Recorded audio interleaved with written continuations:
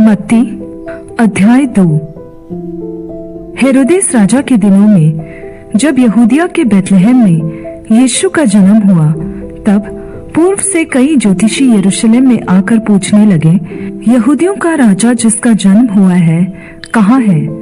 क्योंकि हमने पूर्व में उसका तारा देखा है और उसको झुककर प्रणाम करने आए हैं।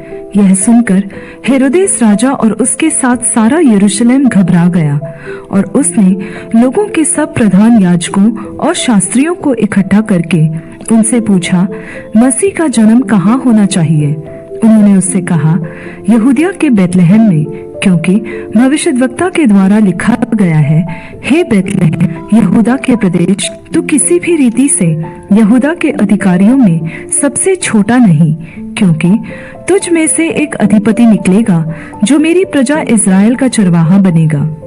तब हेरोदेस ने ज्योतिषियों को चुपके से बुलाकर उनसे पूछा कि तारा ठीक किस समय दिखाई दिया था, और उसने यह कहकर उन्हें बैतलहम भेजा, जाकर उस बालक के विषय में ठीक ठीक मालूम करो, और जब वह मिल जाए तो मुझे समाचार दो, ताकि मैं भी आकर उसको प्रणाम करूं।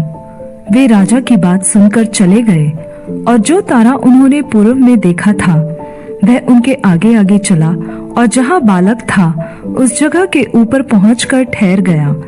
उस तारे को देखकर वे अति आनंदित हुए, और उस घर में पहुंचकर उस बालक को उसकी माता मरियम के साथ देखा, और दंडवत होकर बालक की आराधना की, और अपना अपना थैला खोलकर उसे सोना और लोबान और गंधरस की भेंट चढ़ाई।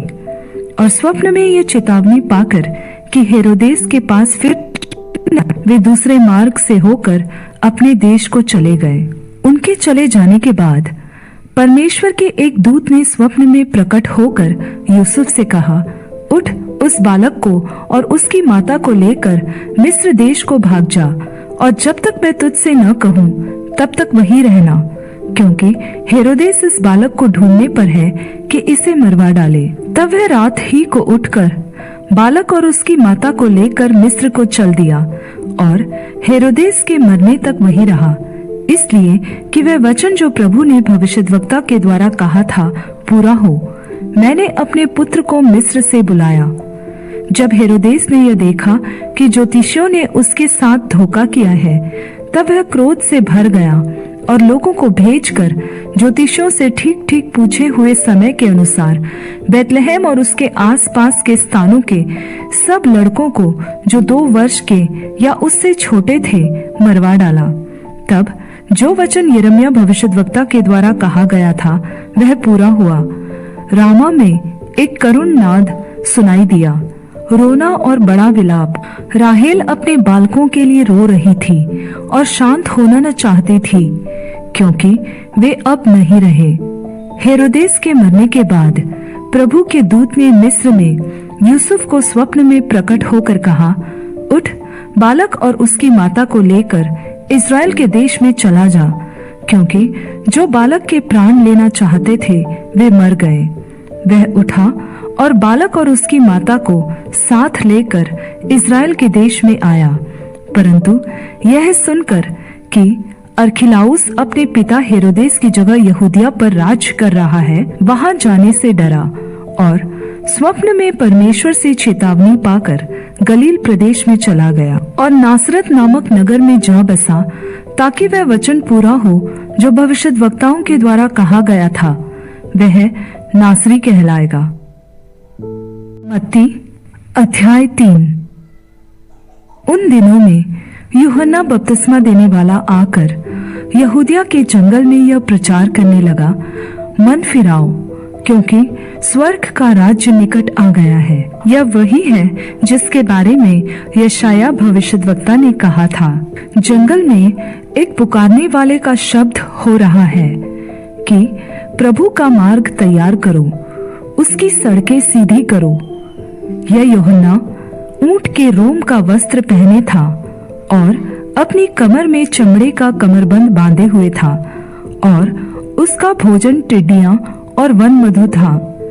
तब यरूशलेम के और सारे यहूदिया के और यरदन के आसपास के सारे क्षेत्र के लोग उसके पास निकल आए और अपने अपने पापों को मानकर यरदन नदी में उससे बपतिस्मा लिया। जब उसने बहुत से फरीसियों और सदूकियों को बपतिस्मा के लिए अपने पास आते देखा तो उनसे कहा, हे सांप के बच्चों, तुम्हें किसने चेतावनी दी कि आने वाले क्रोध से भागो? मन फिराव के योग्य फल लाओ और अपने अपने मन में यह न सोचो कि हमारा पिता अब्राहम है, क्योंकि मैं तुमसे कहता हूँ कि परमेश्वर इन पत्थरों से अब्राहम के लिए संतान उत्पन्न कर सकता है। और अब कुल्हाड़ा पेड़ों की जड़ पर रखा हुआ है, इसलिए जो जो पेड़ अच्छा फल नहीं लाता वह काटा और आग में झोंका जाता है। मैं तो पानी से तुम्हें मन फिराव का बपतिस्मा देता हूँ, परंतु जो मेरे बाद आने वाला है वह मुझसे शक्तिशाली है। मैं उसकी जूती उठाने के योग्य नहीं। वह तुम्हें पवित्र आत्मा और आग से बपतिस्मा देगा। उसका सूप उसके हाथ में है और वह अपना खलिहान अच्छी रीति से साफ करेगा और अपने गेहूं को तो खत्ते में इकट्ठा करेगा, परंतु भूसी को उस आग में जलाएगा जो बुझने की नहीं। उस समय यीशु गलील से यरदन के किनारे पर यूहन्ना के पास उससे बपतिस्मा लेने आया, परंतु यूहन्ना यह कहकर उसे रोकने लगा, मुझे तेरे हाथ से बपतिस्मा लेने की आवश्यकता है और तू मेरे पास आया है।